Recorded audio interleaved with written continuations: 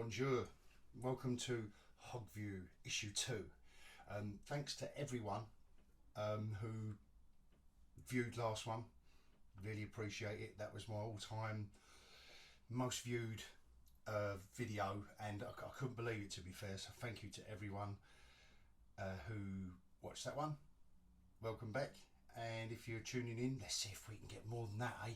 I couldn't believe it, to be fair, I couldn't believe it, because like I said last week, this is my first love, so these are the ones I kind of secretly, this is like my indulgence, as it were, and without moaning and groaning, it's talking about comics which I love and talking about the best of the bunch. This week, strangely enough, no Marvel. So I'm not saying there weren't any decent Marvel comics out, there's just none that caught my eye. Maybe I might, so if another week, because I wanted to try and do 2 Marvel, 2 DC, 2 Independents. This week, 2 DC, 4 Independents. So that's just the way the cookies crumbled. There was, you know, Avengers release and etc, but nothing really this week for Marvel caught my eye. And this week though, the star of the show is 100% this little beauty. Definitely the 30th anniversary of Harley Quinn. I'm going to be going through the latest Shaolin Cowboy, and that's always mad as fuck, that comic. This one, Vanish issue 1. So we can jump on, anyone who likes it can jump on board straight away. Batman, Red Hood. This is an unusual one. Just something a little bit left field, and the same as Wynd. No, don't go there. Don't be immature. All right, I'm going to say it. I got Wynd this week. There, I've got it out of the system. See what I did there? Anyway, and the last one, Absolution. So 4 indies there. Listen, I'm going to get on with it, because I was just going to gush about the artwork in a couple of them already, but what I'll do is I'll leave it to after the scroll and we'll talk about it.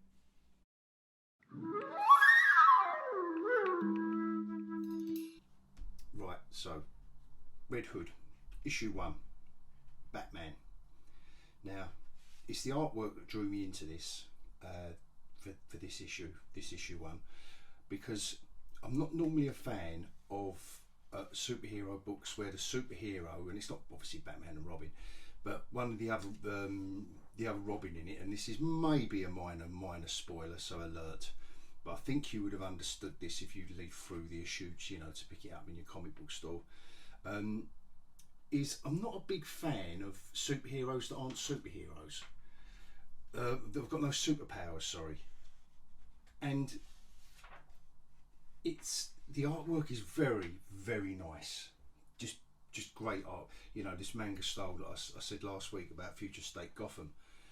I love how Clay McCormack is on the art, Simon DeMeo and Dave Stewart on the colouring, and they do a lovely job, and Dave Stewart, very well accomplished colourist, and like I said, you know, and as I'm sure everyone knows, the colouring's a big part of in this digital world now, so you've got to include them. And story by Sean Murphy, but I'm giving it a chance. I think there's an issue 1, there's enough in this to make me more interested in finding out more of these characters, shall we say. But like I say, the only little bit in it was that I do get a little bit tired of ordinary people. And I know Batman is one, you know, without getting into a big long debate about it, but you know, bumbling fools, you know, that can just, yeah. Anyway, I'll leave it there, because I'm recommending the comic, so I don't want to sound like I'm moaning, to be fair, but I just like the artwork. Solid enough issue 1, and I think it's worth picking up, but it's more particularly for the artwork.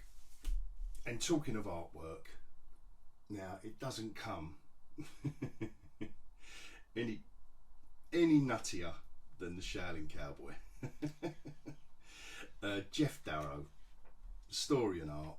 If you don't know anything about the Shaolin Cowboy and Jeff Darrow, just a quick, as you can see by this artwork, it's what you get for it. It isn't necessarily the story. He's been doing this for a good long while now, the Shaolin Cowboy stories, for a good few years, Jeff Darrow. The colourist on it is Dave Stewart again, who did the Batman one we just looked at, The White Knight Presents Red Hood. Dave Stewart's on the colouring again. Everything else is Jeff Darrow, and it's just for the artwork. If you haven't picked it up before, this is an issue 5, and I'm pretty sure that if you can't get issues 1 to 4, it'll be out in graphic novel. I'm 100% sure of that. And it's just a must-have if you're a fan of artwork. This detailed artwork. There's never a panel that Jeff doesn't leave out, like, it's so intricately detailed. Look at every single panel, the perspective, the angles, everything. I mean, you know, he's a legend, the guy. So, you know, if that's just for those who haven't heard of Jeff Darrow before. And here we go. These are the action set pieces that you buy these comics for. And this isn't giving any spoilers away, because you could have flicked through this and understood that this is just an action comic. Look, it's mad stuff, and he's the master of it. The detail in it is absolutely superb. It's beautiful stuff, this. Just a master of his game. And it is absolutely bonkers, off the wall, nutty, mad stuff.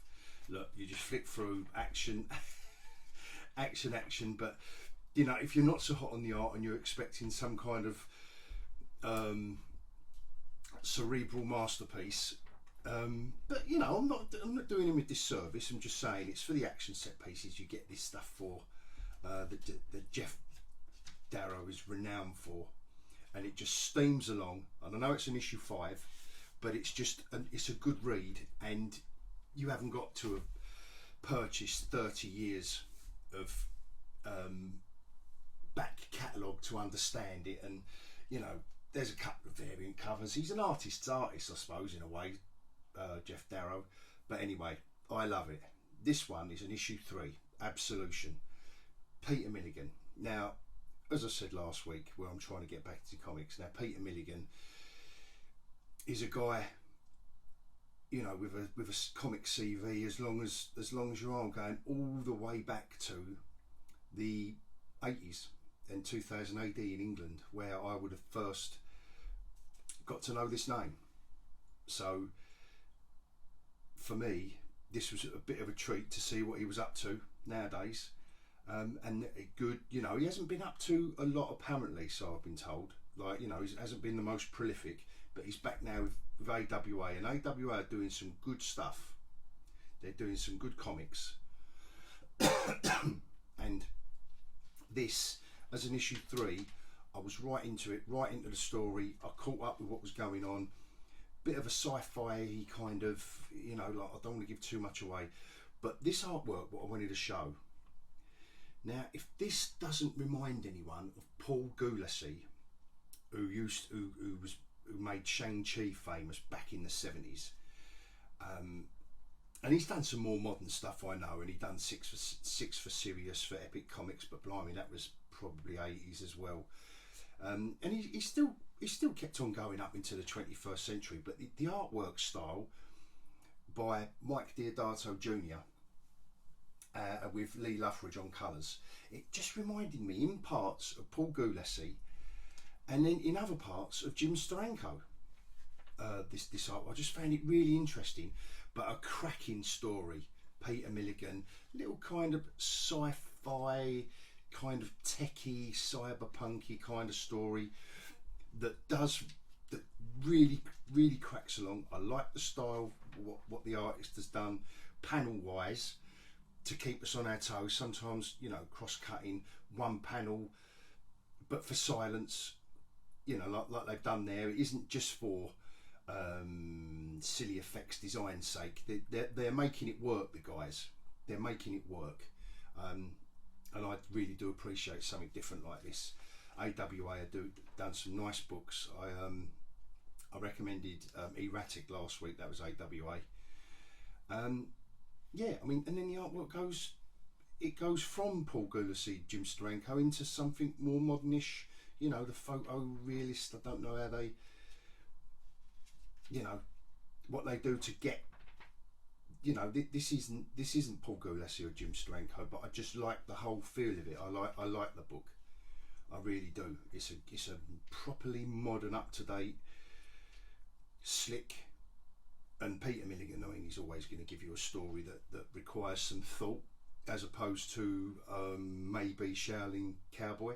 So, you know, if you were going to read them in order, perhaps read this first, and then have a little have a little rest with Shaolin Cowboy. Yeah, this was just nice. A good solid and something new, good solid mix of story and art, very modern, up to date. Really enjoyed it. Up next, obviously it's all about the independents this week, I know, and this one I'm going to say it so I can get it out of my system. Wynd. I've got Wynd this week. It's an issue 2, which isn't, I don't think it's going to be hard. Boom Studios, I don't think it's going to be hard to get an issue 1. I've asked my local comic shop to get me the issue 1, so I picked this up, and what drew me in was the artwork. There's something about, it's written by James Tynion, who done some of the Batman stuff a while back, and has, you know, left DC, gone on his own. Michael Dialenius, I think that's how you pronounce his name. But there's this very simple, almost like cartoony style artwork I really do like. He's got a nice style, this guy. I think so anyway, and that's what drew me in. The story, now, James Tynion isn't an inexperienced writer, but there's something about this story that comes across, and I don't mean this in a bad way, it comes across as kind of like a young adult kind of novel, like a young adult story. Now, I don't know whether they're squarely aiming themselves or this book at that, but nevertheless, I'm not saying that in a derogatory way. I'm saying that it's the artwork seemed to suit that style of story, that simplistic style of a fantasy story, and for an issue 2, it did enough to let me know what's going on.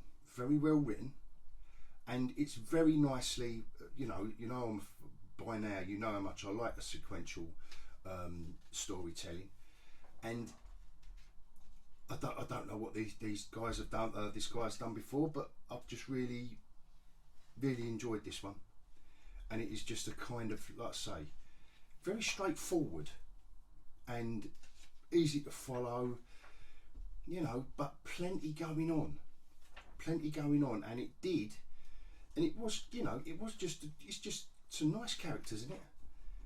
Knew what was going on. It's the second part of obviously a story, and I've missed, you know, like this guy's, what happened to him last issue, but they let me know. They don't just drop you in it, you know. It was nice. Here we go, a little change of, you know, the colouring to match the mood of the character, and yeah, there's just something about it that intrigued me, and I enjoyed it. And you know, like I say, want to get issue 1. It's well worth it, you know, even if you don't pick the comic up now. It might be something that when you see it on the shelves as a graphic novel, you might have remembered my little review, and it might be worth picking up. So this one, Vanish, Image, Donny Cates and Ryan Stegman. If you don't know those names, they, you know, did a lot for Marvel, particularly these two on Venom. Now, what I did like about this before we dive into it is the fact that Ryan Stegman is listed as pencils. Then they've got a JP Mayer on inks and Sonia Obak on colours. What a classic, and obviously Donny Cates as well. But what a classic lineup for, you know, pencils. I mean, I don't know if any of these artists are using pencils anymore. I'd like to think they do. But this comic is fantastic.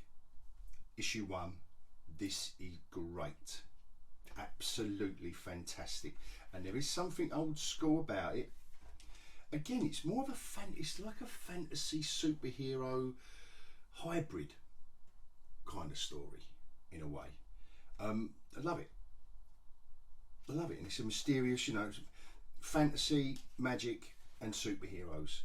And I've got to say, a really good. This was my favourite of the week. A real good read, and yeah, let's say traditional artwork. There's something about it that's modern, but somehow old-fashioned. I think this is beautiful artwork and colouring. Really do. I really do, and it matched the story perfectly, and they crammed a lot in. This is a great setup for this world, for the characters, for the, you know, give us the villain, and you know there's more to come. You know, they've only done the basics here, these guys, and I really did like it. Colouring's really nice as well. I like this. It's really good, and I'm flicking through so that I don't obviously give too many spoilers. Yeah, that is a good recommendation, that from this week's. Now, from 30 years, that was celebrating 30 years of Image Comics, brand new out this week, to a character that is celebrating her 30th anniversary from her first appearance. See what I did there? Well, I was quite proud of that link. So Image Comics, for as long as Image Comics has been going, this character's been on us, and this is just picked to the post by Vanish as my top comic, because of the fact that, all right, it's a bit of an anthology. Apologies that I don't want to bend this up too much, but hopefully you're going to get a nice taste of just, this is how you do it. Old Marvel with She-Hulk over the other side of the publishing divide, the comic divide, could learn a lot from the guys and girls that wrote the stories in this, of how to make a character funny and have her as Harley is, and having her go up against straight, you know, this is Alfred. A story with Alfred and they're in Wayne Manor, and it's just a lovely little story. All various writers and artists. That's one story. That's one story down. Again, I'll focus more on the artwork here as we go through this one.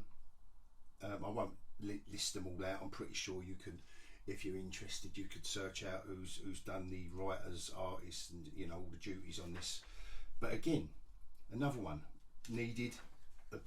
It's a straight story. She's obviously her comedic self. Just a little. That's one of the other variant covers they've got. This is great. I don't know how you pronounce Stefan Sajidic's name, his surname. I do apologise. He's on the story and art on this one. That's another variant cover by him as well. He does some beautiful artwork, this guy. Look at this. This is great stuff. Absolutely love it. Absolutely love it. And what a good. This is just a beautiful showcase for. Look at his poison ivy. Gorgeous.